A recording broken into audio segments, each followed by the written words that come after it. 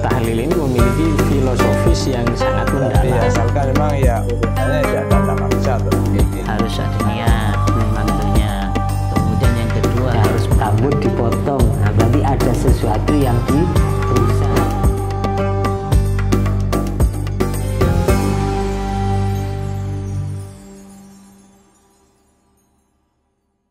Assalamualaikum warahmatullahi wabarakatuh. Sahabat News Media dan Sidogirian dimanapun Anda berada, senang sekali saya bisa menyapa para Sidogirian sekalian dalam suasana yang sangat indah ini. Sebagaimana biasa kami akan mengajak panjenengan semua untuk mengikuti program yang kita tunggu-tunggu ini, yaitu program kajian Islam, di mana pada program ini kami akan membahas hal-hal yang banyak terjadi di sekitar kita dengan pembahasan yang santai, ringan, namun syarat akan ilmiah. Sudah hadir di tengah-tengah kita yaitu narasumber kita, Ustadz Nahdhor Sanai. Terlebih dahulu kita sapa dulu beliau. Assalamualaikum Ustadz. Waalaikumsalam warahmatullahi wabarakatuh. Ustadz, untuk beberapa episode ini kita akan sering bertemu Ustadz, mudah-mudahan terus sehat ini Ustadz. Alhamdulillah. Sehatin wa'af. Amin amin amin Ustadz. Ini pembahasan kita ini sebenarnya bagi saya berat juga ini Ustadz. Mudah-mudahan para istri melihat dengan hati, tidak melihat secara zahir dari apa yang kita bicarakan Ustadz. Karena yang pembahasan yaitu berkenaan dengan istri cerewet Ustadz. Istri cerewet banyak maunya itu Ustadz. Banyak maunya. Tentu ini menjadi sesuatu yang mungkin menyiksa bagi para suami. Iya, ini sebenarnya kalau menyikapi istri cerewet banyak maunya ini dalam pandangan agama ini bagaimana Ustadz? Sebelum membahas istri cerewet ya kan, ini kita tidak serta-merta akan langsung membahas istri cerewet. Jangan-jangan kita karena para suami jadi yang dibahas istri cerewet. Kalau para istri minta nanti membahas tentang suami cerewet, banyak maunya kan sama juga. Tidak apa-apa Ustaz, nanti ya, makanya berikutnya saja. Ya, makanya saya bilang begitu, bahwa juga akan kita bicarakan bagaimana dengan kondisi suami yang cerewet maunya ya. Hanya untuk kali ini kita akan bicara temanya istri yang cerewet ya. Ya, mudah-mudahan ada pertanyaan seperti itu. Bagaimana Ustaz kalau suami yang cerewet? Nah, itu nanti kita insya Allah bertemu lagi. Ini yang mau dibahas ini misalkan begini ya. Ini apa masalah pengobatan kepada istrinya yang cerewet? Ini. Atau masalah bagaimana sikap suami kalau mempunyai istri yang cerewet? Betul. Karena Islam ini penuh dengan pendidikan ketenangan dalam setiap suasana. Tahu banyak kita menghadapi apa senang dan susah. Kan sering kita bicara itu ya suka dan duka, siang malam, permainan hari, susah senang, permainan hati, kan begitu. Kalau tuh ada panas ya kita berteduh, kalau ada hujan kita menggunakan payung juga berteduh, kan semacam itu. Maka ini sebenarnya yang mau disikapi ini apa suaminya apa istrinya. Kalau suami kan sudah banyak untuk menenangkan suami. Jika istri cerewet menunjukkan ada kekeramatan kepada suami, tapi dengan catatan asalkan juga tahu lah begitu. Betul. Jangan-jangan kita tidak tambah suami tetap cerewet, istrinya tetap cerewet. Nah, ini sama dengan anak ujian kelas 3 Alia tapi tidak lulus di kelas 3 Alia. Jadi wali dengan punya istri yang cerewet tapi kita tidak wali. Suami ini memang, untuk suami banyaklah seperti itu. Tapi saya pernah kok menyampaikan, bukan pernah, beberapa kali, mungkin puluhan kali saya sampaikan cerita ini mengenai istri yang cerewet berpengaruh kepada profesi suami. Ini menarik Ustaz. Iya, profesi suami ini berubah gara-gara kecerewetan istri. Makanya diwanti-wanti oleh para ulama ketika memahami hadis bahwa apa namanya, paling syirorukum uzzabukum, paling buruknya kalian semua adalah ya uzzab, tidak beristri. Tapi ada ulama yang memahami paling jeleknya orang tidak beristri itu jomblo gampang. Iya. Itu adalah di atas tahun 150-an sampai ke 200 lah. Baru kalau tidak punya istri sangatlah jelek. Kenapa? Karena hidup berumah tangga saat itu betul-betul menjadi penopang lengkapnya ibadah. Hablu minallah wa hablu minan nas, dengan ulangnya luar biasa. Tapi setelah ke belakang itu sebenarnya akan datang masa di mana orang ini akan susah menyelamatkan agamanya. Bisa dia jadi orang buruk dalam beragama gara-gara mertuanya, gara-gara orang tuanya, gara-gara istrinya. Nah, saat ini yang kita bicarakan adalah istri. Kita sudah tahu nih, sudah hampir bulan Ramadan atau ini di bulan Ramadan, banyak kan kita melihat di televisi ada seorang suami yang ditangkap di mall, ditangkap di Indomaret, tempat-tempat belanja. Itu karena ada mengambil barang yang itu adalah hasil cerewetnya istri. Karena ada dorongan itu tadi. Iya, kan sering kalau lagi-lagi Ramadan sudah di Ashrul Awakhir, Betul. yang seharusnya kita makin semangat ibadah, di situ suami makin susah. Kenapa? Mikir apa yang mau dibuat lebaran nanti sini? Bukan hanya seperti itu. Jadi tidak istilahnya orang Jawa itu nggak kagak mendengarkan suara istrinya yang setiap hari ngecomel misalkan. Mas, ini toples masih kosong, tengkurap dulu ya, masih belum ada isinya. Ini apa terus warnanya? Akhirnya dia sudah mengeluarkan kecerdasan yang bisa kecerdasan syaitania. Maka dia bisa mengambil barang karena tidak dicat rumahnya mencuri cat. Saya sudah sering menyampaikan kisahnya Imam Hasan Basri ya. Orang yang sufia, tasawuf luar biasa. Cuman ini bukan kepada Imam Hasan Basrinya. Hanya cerita Imam Hasan Basri ketika haji. Ini selepas haji itu, selesai haji biasalah juga mau bawa oleh-oleh untuk istrinya. Mau nikahin dia. Datang ada penjual ini yang dalam menjual barang ini bibirnya tidak diam. Bukan promo, tapi apa namanya? Zam wa takbih ala syiaril ghair. Jadi dia mencemooh syair apa namanya, barang-barangnya orang lain. Menjelekkan barang dagangan orang lain, memadah dagangannya sendiri. Jangan beli di sana gitu. Andaikan misalkan durian, jangan durian di sana. Itu banyak yang busuk, kalau di sini dijamin gitu. Terus pakai wallahi, ya wallahi, Allahi, sumpah, adat, kosam, ikut semua. Wallah, tallah, billah. Sampai jatuh kalah saja. Imam Hasan Basri ini gagal lah karena memang orang sufi, waro, melihat ada barang dijual dengan membawa nama Allah, takbih alal ghair, memperburuk barangnya orang, mengatakan buruk barangnya orang lain, madah kepada barangnya sendiri. Imam Basri gagal untuk menghadapi. Ulanglah Imam Hasan Basri. Ini kebalikannya kita, Zat. Oh iya, kalau kita malah kita seperti itu kayak bingung kita. Oh iya, makin indah kita. Kita juga ikut memuji barangnya biar dapat murah kan. Imam Hasan Basri enggak pulang. Tapi 2 tahun berikutnya beliau Imam Hasan Basri haji lagi, menjumpai orang itu ini menjual barang, duduk di samping barang yang mau dijual, tidak seperti 2 tahun yang silam. Wow. Malah dia tenang, sudah tidak garang, Ustaz. Tidak garang, tidak mencemooh barang orang lain, tidak memuji barangnya sendiri. Dia tenang, betul-betul orang menjual lillah, kalau laku ya dijual, dah laku ya dia tenang hatinya, sumringah betul. Imam Hasan Basri terkagum-kagum. Jadi ilmu marketingnya sudah hilang nih, Zat. Tidak seperti ya itu kan tadi marketing syaitan nih. Jadi dorongan setan lah. Iya. Buktinya ini di cerita kedua ini Imam Hasan Basri justru menanyakan kepada lelaki yang berjual dengan cara tidak seperti 2 tahun yang silam. Kata Imam Hasan Basri, bukankah kamu yang 2 tahun silam saya beli ke sini gagal karena kamu mencemooh barang orang lain, kemudian kamu menguji barangnya sendiri, kamu pakai sumpah, pakai takbih, Masya Allah. Manil ghair, misalkan pemiliknya kamu bagus. Katanya orang itu. Kalau bahasa kita pomo sekali. Oh iya, katanya dia.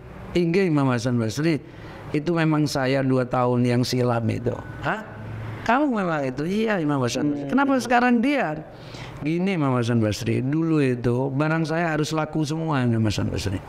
Untuk upaya saya, kalau katanya jenengan tadi ini ilmu marketingnya ya, pemasarannya itu, biar laku semua Imam Hasan Basri, saya menebar cemoohan kepada barang-barang pedagang yang lain, saya memuji barang-barang saya, bahkan saya berani bersumpah demi Allah. Seperti itu Imam Hasan Basri. Karena harus laku. Kenapa kok begitu? Nah, saya kalau pulang ke rumah barangnya itu ada sisa Imam Hasan Basri, sekalipun laku lebih banyak, ada sisa. Saya punya istri, marah-marah. Kalau di tema kita bicara tadi cerewet Imam Hasan Basri. Iya. Kamu ini bodoh, sudah tua menjual dan laku semua. Ini kan barang bagus, bagaimana tidak bisa laku ini? Kan dimarahi. Waduh, suami ini dianggap dain terus. Oh, bukan hanya ini kalau orang Madura bilangnya ndak pelak. Nggak bilang ya? Iya, ndak pelak. Ini barangnya ada, cuma sisa sedikit. Banyak yang laku. Ini masih marah. Kalau udah laku Imam Hasan Basri, saya tidak bisa bayangkan. Makanya saya harus mencemooh barang orang lain biar orang-orang datang ke sini katanya. Nah, sekarang kan nih, kenapa? Nah itu dia Imam Hasan Basri. Istri saya yang itu, cerewet itu, mati Imam Hasan Basri. Saya sering bilang kepada teman-teman, ya kalau lagi saya ngisi apa gitu, awas jangan cerewet-cerewet, cepat mati orang cerewet. Stok bicara sudah habis. Iya, makanya matinya dulu. Kan ada seperti pulsa gitu, ada batasnya, berapa giga, kan orang ini macam-macam. Nah akhirnya Imam Hasan Basri juga melanjutkan pertanyaannya, kenapa kamu sekarang kau diam seperti ini? Ya itu Imam Hasan Basri, istri saya yang itu meninggal. Nah sekarang saya Imam Hasan Basri, saya beristri lagi. Menikah lagi. Istri saya yang sekarang ini Imam Hasan Basri, kalau barang saya laku semua Imam Hasan Basri, Masya Allah, saya itu raja yang dipuji oleh rakyat-rakyatnya karena luar biasa Imam Hasan. Kalau laku separuh saja, istriku itu memujiku luar biasa. Kalau tidak laku Imam Hasan Basri, istriku tidak menampakkan wajah kecewa, apalagi ngatain saya, cerewet ke saya, tidak Imam Hasan Basri. Malah ada suara halus yang mengetuk hati saya untuk tetap tenang hidup. Biarlah mas, sekalipun tidak laku, kan tidak laku hari ini, mungkin esok laku, biar saya juga bisa bantu. Mungkin nanti ada teman-teman saya yang mau beli. Masya Allah, Imam Hasan Basri, untuk apa saya berupaya seperti yang kemarin? Nah, makanya ini cerewetnya istri ini kadang membuat suami itu jadi bejat gara-gara istri. Jadi hilang kepintarannya Ustaz gimana? Bukan hanya hilang kepintarannya, itu ya hilang isi otak. Sudah tidak cerdas lagi, tidak bisa memilah dan memilih tadi. Ya, itu karena istrinya tidak baik, makanya istri yang banyak yang bilang suami hebat itu karena ada istri yang baik di belakang. Kalau istrinya tidak baik, tidak ada hebatnya suami. Saya sering bilang sama teman-teman itu, sekuat sehebat apapun Orang laki-laki helikopter terbang, dipegang ekor helikopter, dibuang, kemudian motor tank ya kan, diangkat. Itu kalau sudah kena perempuan jadi kecil lagi. Tahu film Hulud? Oh iya itu. Banyak itu karena perempuan. ternyata Tino suka banyak film gitu. Oh, Pindi. Benar biasa. Jangan buka rahasia. Ya tadi begini, kembali ke tema tadi. Berkenaan dengan istri yang cerewet, yang tips-tipsnya sudah jenengan sampaikan tadi. Ini kalau melihat dari apa yang jenengan sampaikan, perlunya sinergi dalam berkeluarga ini Ustaz, agar suami juga selalu termotivasi, istri juga selalu bisa memberikan motivasi untuk para suami Ustaz. Sebenarnya gini, untuk menggantikan kecerewetan dari istri ataupun juga ada suami yang cerewet, kita perlu mengaca kepada doa yang selalu dipanjatkan oleh setiap masyayikh dalam pernikahan. Selain doa al-warid min Rasulillah barakallahu lakuma wa baraka alaikuma wa jama'a bainakuma fi khair, itu ada doa Allahumma alif bainahuma kama alafta baina Adam wa Hawa. Coba diangan-angan. Iya betul. Ini kalau diringkas ceritanya begini, kenapa di situ kok pertama alafta baina Adam wa Hawa? Iya betul. Karena cintanya Nabi Adam kepada Ibu Hawa itu luar biasa. Kita kan tahu kan bahwa kalau kita nanti ditakdir untuk ziarah ke Makkah, amin. Di sana ada namanya Jabal Rahmah, bukit kasih sayang. Iya. Nabi Adam saat selesai taubat diterima oleh Allah, minta izin kepada Allah untuk menjumpai istrinya, yaitu Ibu Hawa. Dicari sampai ada nama Mina. Ringkas ceritanya begitu. Dicari lagi sampai ada nama Muzdalifah. Itu karena kejadiannya Nabi Adam kalau versi Nabi Adam. Karena Nabi Adam begitu mencari Ibu Hawa, capek, kesel, tertidur di sebuah bukit. Di dalam tidurnya Nabi Adam bermimpikan Ibu Hawa.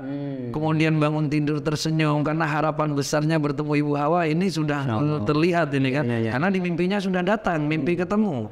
Makanya harapan besar itu bahasanya Al-Muna. Tempat itu sekarang diberi nama Mina. Masya Allah. Kemudian berjalan, ada dihalangi sebuah bukit, namanya bukit bukan gunung, berarti kan kecil. Dalam satu arah berjalan, tapi tidak memandang satu dengan yang lain, terhalang oleh bukit kecil. Ini namanya orang Arab mengatakan izdalafa Adam wa Hawa. Terhalanglah Nabi Adam untuk menjumpai Ibu Hawa, karena ada bukit. Terhalang itu saja. Terhalang, makanya sekarang tempatnya itu diberi nama Musdalifah. Nah, akhirnya nyampailah ke Jabal Rahmah. Di bukit kasih sayang itu Nabi Adam menjumpai Ibu Hawa. 200 tahun dipisah antara Ibu Hawa dengan Nabi Adam. Membuktikan kecintaannya. Kalau kita jangan 200 tahun. Di orang kita dipisah 1 bulan, kita datang bawa anak itu. Punya wanita. Nah, ini Nabi Adam. Siapa dirimu? Nabi Adam itu begitu ketemu Ibu Hawa, coba apa yang keluar dari lisan beliau? Mencerminkan kecerewetan apa tidak? Juga begitu di Ibu Hawa. Ini seorang istri yang ditinggal 200 tahun. Ditinggal 1 jam saja suaminya dibilang jerangkong, kan sering kepada orang tua perempuan kan bilang sama anaknya, bapakku mau lele, kalau Madura com, bapak mau lele, kinja bu, wis mau lele tak, saya gorong bu, jam piro iki, jam 12 bengi. Oh, bapakmu kaya jerangkong. Lah ndak tengah wengi ndak nguli, bapak mbok ning jerangkong mentah tengah mulai, mentah tengah malam tak mulai begitu datang apa anak bilang? Aduh, Bu, jerangkongnya teka Bu. Gitu. Ini bisa berapa jam ini? Suami sudah jadi jerangkong. Kelalawan ini, Zat. Oh, mohon maaf. Mohon maaf ya pemirsa, mohon maaf. Ini bilang jerangkong, suami sudah berubah jerangkong. Coba lihat bagaimana Ibu Hawa menjumpai Nabi Adam yang 200 tahun itu terpisah. Maka awal kata dari lisannya Nabi Adam keluar araftu ya Hawa. Ini saya ngakui ya Hawa, ini kesalahanku. Sehingga kau dipisah denganku oleh Allah selama 200 tahun. Masya Allah. Katanya Ibu Hawa tidak mengiyakan. Iya wancan mas, iya wancan ya. Alhamdulillah saya tidak kita. Cerewetnya dah keluar. Malah Ibu Hawa bilang gini, araftu ya Adam, ini kesalahan saya Mas Adam. Jadi seperti itu Ustaz ya. Karena saya yang menyuruh kamu mengambil buah yang dilarang oleh Allah. Tidak Hawa, ini salah, bukan aku yang mengambil. Karena araftu. Nabi Adam mengatakan aku yang salah, mengakui kesalahan. Ibu Hawa juga mengakui kesalahan. Tempatnya sekarang dikatakan Arafah. Makanya orang yang datang di sana kemudian berdoa juga semoga cintanya seperti cintanya Nabi Adam dan Ibu Hawa. Sampai sekarang doa itu jadi Allahumma alif bainahuma kama alafta baina Adam. Jadi rebutan salah, Ustaz. Tidak rebutan salah. Nah, cerewet itu karena mau menyalahkan orang lain, baru cerewet. Mungkin seperti itu. Iya. Kalau banyak bicara tapi bicara indah, betapa senangnya suami. Mas kamu ganteng. Nah ini mohon maaf barangkali ini jadi catatan. Jadi cerewet tapi penyampaiannya enak. Nggak bisa ya. Itu bukan cerewet yang muskilah. Itu berarti cerewet al-mamduha. Kan seperti itu. Jadi kalau saya menggarisi itu ada cerewet yang terpuji, ada cerewet yang apa namanya madhu, tercela. Nah makanya kalau cerewet yang indah suami datang, jangan diam disapa. Mas sudah datang, insya Allah begitu lihat Mas lagi saya senang. Alhamdulillah. Suami ini sekalipun capek, itu udah jadi capek. Kalau cerewetnya dapat uang Mas, berapa dapatnya? Ini sekalipun bawa uang banyak, ini capeknya nambah. Nah makanya. Kenapa beban pikiran saja? Ya karena ma kharajat min lisani zaujatihi, ini adalah cerewet yang manlus gitu. Jadi yang tercela. Kita usahakanlah jadi istri cerewetnya yang indah, dipuji suaminya, Mas ganteng betul Mas ini, sekali mau datang capek-capek gitu, keringatnya Mas itu mengalir di lehernya, menambah saya bikin semakin senang loh sama Mas gitu. Kan senang jadinya. Ini menjadi poin bagi para pemirsa yang akhwat-akhwat ini Zat. Jadi cerewet itu boleh gitu, cerewet itu boleh silakan. Yang berhati nah gitu, meskipun berkeringat yang sebenarnya agak baunya ya kepuah luar biasa ya. Jangan sampai keluar cerewet yang lain. Baik, terima kasih Ustaz atas kehadirannya pada di studio ini. Mudah-mudahan menjadi tambahan informasi yang sangat bermanfaat bagi kita semua. Pemirsa, itulah tadi perbincangan kami dan Ustaz Nahrul Sana'i berkenaan dengan istri cerewet. Tapi sebenarnya dari beliau itu ya tidak hanya istri, sebenarnya suami juga cerewet tadi ya. Mudah-mudahan menjadi informasi atau ilmu yang bermanfaat dan barokah untuk kita semua. Dari kami kurang lebihnya mohon maaf. Assalamualaikum warahmatullahi wabarakatuh. Waalaikumsalam.